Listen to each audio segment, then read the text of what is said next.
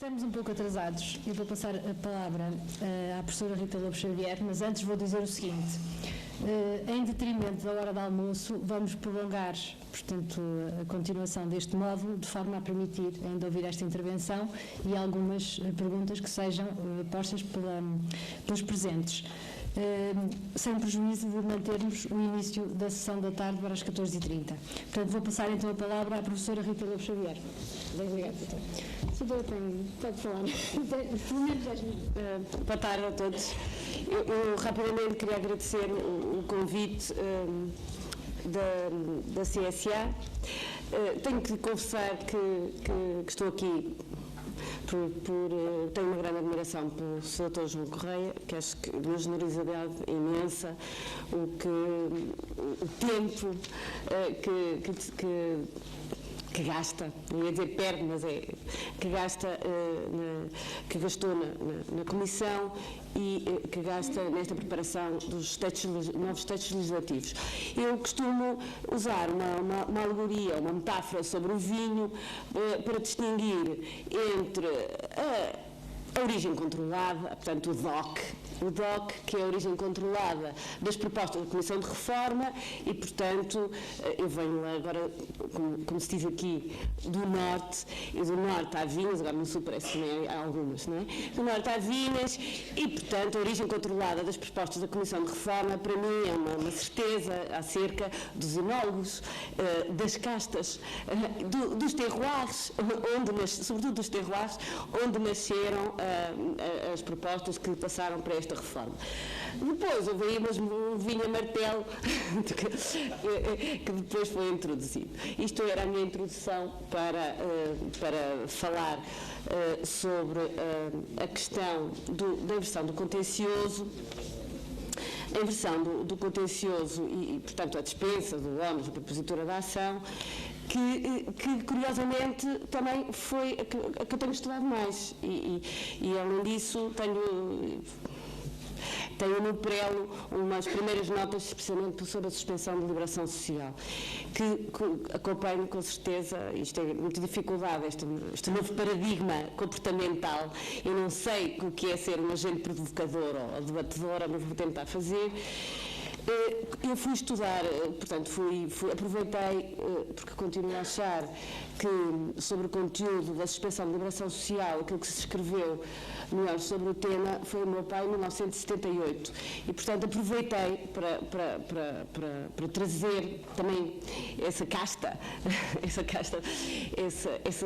esse mosto, não sei se sabem o que é mosto, mas depois eu posso explicar, esse mosto para a discussão e precisamente a provocação que eu vou lançar, em primeiro lugar, ao Sr. Desembargador. É claro que o Sr. Desembargador do Tribunal da Relação do Porto tem já experiência, aliás, é o que tem mais experiência sobre o funcionamento do processo civil experimental e em que nós temos acordos do Tribunal da Relação do Porto, também bom vinho. Temos experiência sobre a aplicação do regime, chamado regime de inversão de contencioso no âmbito do processo experimental. Claro que vimos que, como o Sr. Desembargador explicou, o que se passava no regime experimental é diferente do que se passa agora. Contudo, eu na questão da suspensão de liberação social, até nota-se que há uma particularidade na suspensão de liberação social, porque tem uma norma particular no artigo 382 sobre a inversão do contencioso na suspensão de liberações sociais.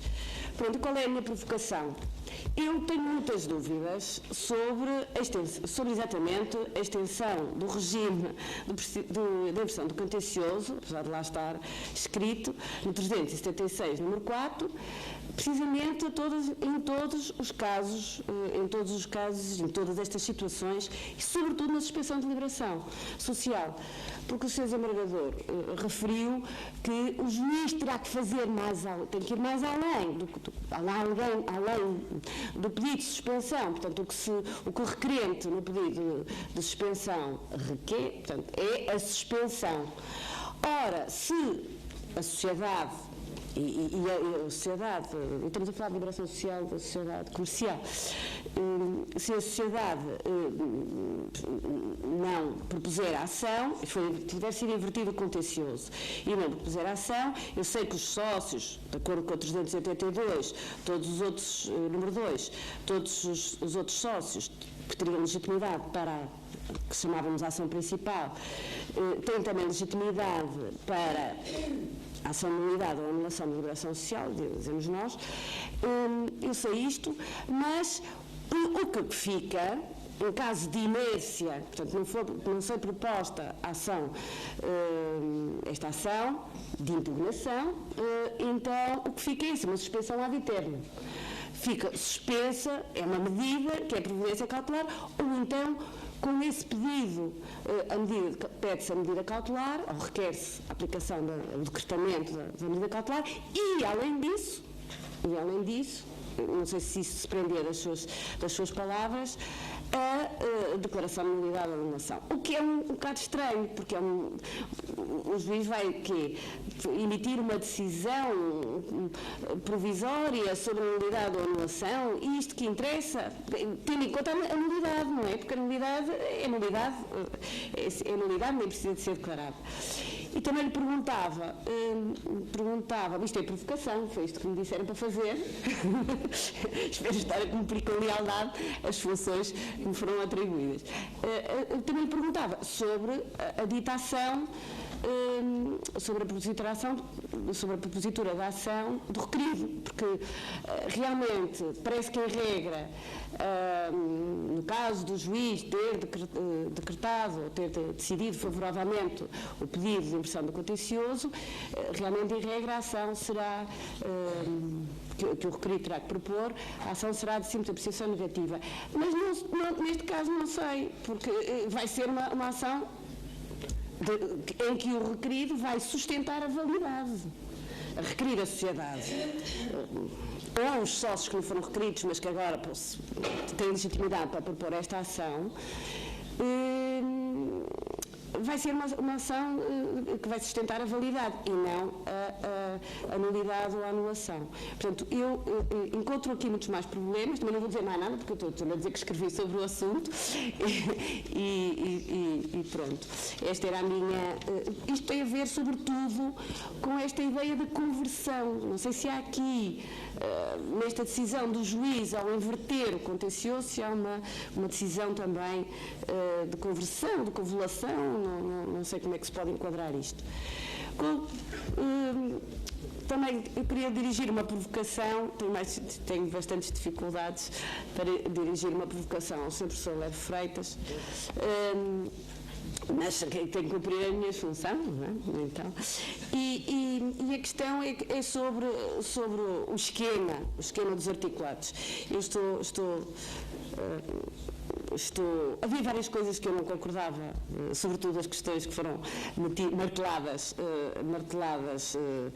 depois das propostas da Comissão de Reforma, e havia algumas coisas que me gostavam imenso, como a remuneração e a deslocação da instrução para fora da tramitação, se quiserem, do processo declaratório. E eu estou convertida. Era necessária uma chicotada psicológica para realmente todos passarmos a achar que isto é outra coisa, é um outro paradigma, é outra forma de relacionamento. E quanto a estas questões, e da questão da instrução também.